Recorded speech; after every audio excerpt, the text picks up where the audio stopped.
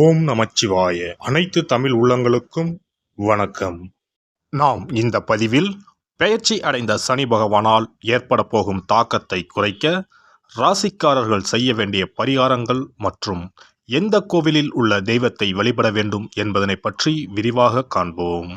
உங்கள் வாழ்வில் வளமும் நலமும் செல்வ செழிப்பும் பெற்று வாழ்வில் உயரிய நிலையை அடைய எல்லாம் வல்ல இறைவனை வேண்டி விரும்பி கேட்டுக்கொள்கிறேன்.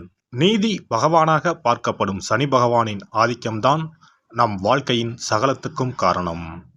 ஒருவர் தன் கடமை நேர்மையில் இருந்து தவறும்போது அதற்கான தண்டனையை சனி பகவான் கடுமையாக கொடுப்பார். அதனால்தான் சனி பெயர்ச்சி என்றாலே நாம் பயப்படுகிறோம். என்ன ஆகுமோ எப்படி இருக்குமோ என்று நடுங்குவோம். ஜோதிடத்தில் நம்பிக்கை இல்லாதவர்களின் நெஞ்சங்களிலும் பயத்தை கொடுப்பவர் சனி பகவான். பொதுவாக சனி பகவான் 2.5 ஆண்டுகள் ஒரு ராசியில் சஞ்சரிப்பார். அந்த வகையில் 12 ராசிகளையும் கடப்பதற்காக 30 ஆண்டுகளை எடுத்துக்கொள்கிறார். இவ்வாறு ஒவ்வொரு முறையும் சனி பகவான் பெயர்ச்சி அடையும் போது அனைத்து ராசிகளிலும் ஆக்கப்பூர்வமாக இருப்பதில்லை.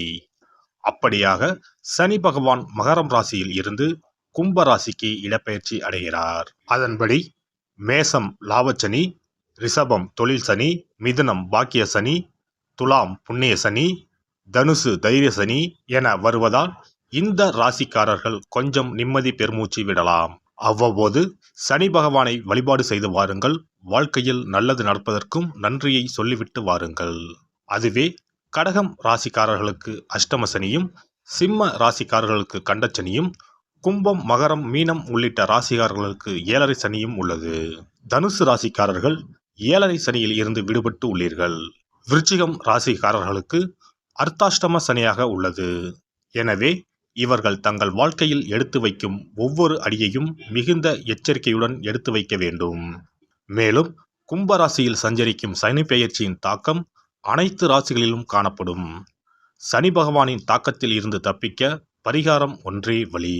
அதன்படி சனி பெயர்ச்சியால் பாதிக்கப்படும் ராசிக்காரர்கள் செய்ய வேண்டிய பரிகாரங்கள் மற்றும் எந்த கோவிலில் உள்ள சனி பகவானை வணங்க வேண்டும் என்று பார்க்கலாம். மீனராசி அன்பர்களே, 7.5 சனி தொடங்குவதால் இத்திருத்தலத்திற்கு ஒருமுறை சென்று வாருங்கள். வாழ்வில் நன்மை நடப்பதை ஒரு சில நாட்களில் உணர்வீர்கள். விழுப்புரம் மாவட்டம் வானூரை அடுத்து அமைந்துள்ளது மொரட்டாண்டி என்னும் கிராமம். திண்டிவனத்திலிருந்து 35 கிலோமீட்டர் தூரத்தில் அமைந்துள்ளது. இக்கிராமத்தில் 27 அடி உயர பஞ்சலோக விக்கிரமாய் ஒரு கரத்தில் வில், மறுகரத்தில் அம்பு, மற்ற 2 கரங்கள் அபய வரத முத்திரையோடு சனி பகவான் அருள்கிறார். சனி பகவானுக்கு எதிரே 54 அடி உயர விநாயகர் 12 ராசிகளையும் தன் உடலில் கொண்டு நிறுவப்பட்டுள்ளார். இந்த அமைப்பு சனி பகவானின் உக்கிரத்தை தணிக்கும் வகையில் உள்ளது. இத்திருத்தலத்திற்குள் நுழைந்ததும் முதலில் நம்மை வரவேற்பவர் 54 அடி உயர மகா கணபதி. இவரை கிரகசாந்தி கணபதி என்கிறார்கள். இவரது முதுகில் நாளை வா என்ற வாசகம் எழுதப்பட்டிருப்பதை காணலாம். இவரது பீடத்தின் கீழ் நல்லெண்ணெய் அபிஷேகம் செய்கிறார்கள். 60 வருடங்களை குறிக்கும் மரங்கள், 27 நட்சத்திர மரங்கள், 12 ராசிகளுக்கான மரங்கள், நவ கிரகங்களுக்கான மரங்கள் என்று 108 மரங்கள் இத்தலத்தினை சுற்றி அழகுடன் காட்சி தருகின்றன. வாஸ்து பகவான் இடது கையை தலையில் சாய்த்து படுத்த வண்ணம் நீண்ட உருவத்தில் காட்சி தருகிறார். இயற்கை சீற்றத்தால் ஏற்படும் பாதிப்புகளுக்கு சனி மற்றும் சூரியனிலிருந்து ஏற்படும் புற ஊதா கதிர்கள்தான் காரணம் என்று விஞ்ஞான ரீதியாக சொல்லப்படுகிறது. இந்த புற ஊதா கதிர்கள் சனீஸ்வரனின் அம்சம் என்று ஜோதிட ரீதியாக கூறப்படுகின்றது. இந்த கதிர்களின் தாக்கத்தில் இருந்து உலக மக்களை காப்பாற்றவே இங்கு பஞ்சலோக சனீஸ்வரன் சிலை முறைப்படி நிறுவப்பட்டு பூஜிக்கப்படுகிறது. இத்தலத்திற்கு ஒருமுறை வந்து இங்குள்ள தெய்வங்களை தரிசிக்க வாழ்வில் வசந்தம் வீசும், சனியின் தாக்கம் குறையும், வாஸ்து தோஷம் திருமண தடைகள் விலகும், குடும்பத்தில் ஒற்றுமை மகிழ்ச்சி பொங்கும். புதுவையில் இருந்து திண்டிவனம் செல்லும் பேருந்தில் பயணித்தால் 15 நிமிடத்தில் விழுப்புரம் மாவட்டம் வானூர் வட்டம் மொரட்டாண்டி என்னும் ஊரில் உள்ள இத்தலத்திற்கு செல்லலாம். சம்பாதிக்கிற காசு எங்க போகுதுன்னே தெரியாது. தீராத நோய், கடன் மேலே கடன், இது போன்ற ஏதேனும் அறிகுறிகளுடன் என்ன செய்வதென்றே தெரியாமல் உள்ளீர்களா? எத்தனையோ கோவில் வழிபாடு, நோய்க்கு மருத்துவர்னு எதுக்குமே பயன் இல்லையா? கவலையை விடுங்க. இந்த கோவிலுக்கு மட்டும் குடும்பத்துடன் ஒருமுறை சென்று வழிபட்டு வாருங்கள்.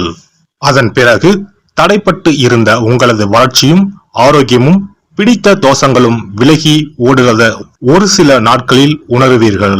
இத்திருக்கோயிலுக்கு செல்ல முடியாதவர்கள் வீட்டிலேயே சில எளிய பரிகாரம் செய்யலாம். சனிக்கிழமை தோறும் எல் தீபம் ஏற்றி வழிபடலாம். காகத்துக்கு சாதம் இடுவதும் மாற்றுத்திறனாளிகளுக்கு இயன்ற உதவிகளை செய்வதும் சிறப்பு.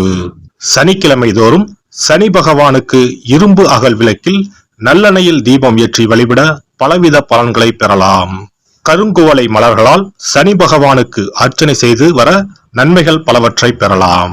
வன்னிமர இலைகளை மாலைகளாக தொடுத்து சிவபெருமானுக்கு சனிக்கிழமை தோறும் சாற்றி வணங்கி வழிபடவும். சனிக்கிழமை அசைவ உணவு கண்டிப்பாக சாப்பிடக்கூடாது. சனிக்கிழமை தோறும் நல்லெண்ணெய் குளியல் செய்தால் கெடுதல் குறையும். விநாயகர் வழிபாடு செய்வது மிக உத்தமம். அனுமன் வழிபாடு சனி பகவானின் தொல்லைகளை குறைக்கும். விசேஷ நாட்களில் மண் அகலில் நெய், நல்லெண்ணெய், இலுப்பை எண்ணெய் மூன்றும் சேர்த்து பஞ்சு திரியிட்டு தீபம் ஏற்ற வேண்டும். இவ்வாறு விளக்குகள் ஏற்றி வழிபட்டால் சகல நன்மைகளும் சூழும்.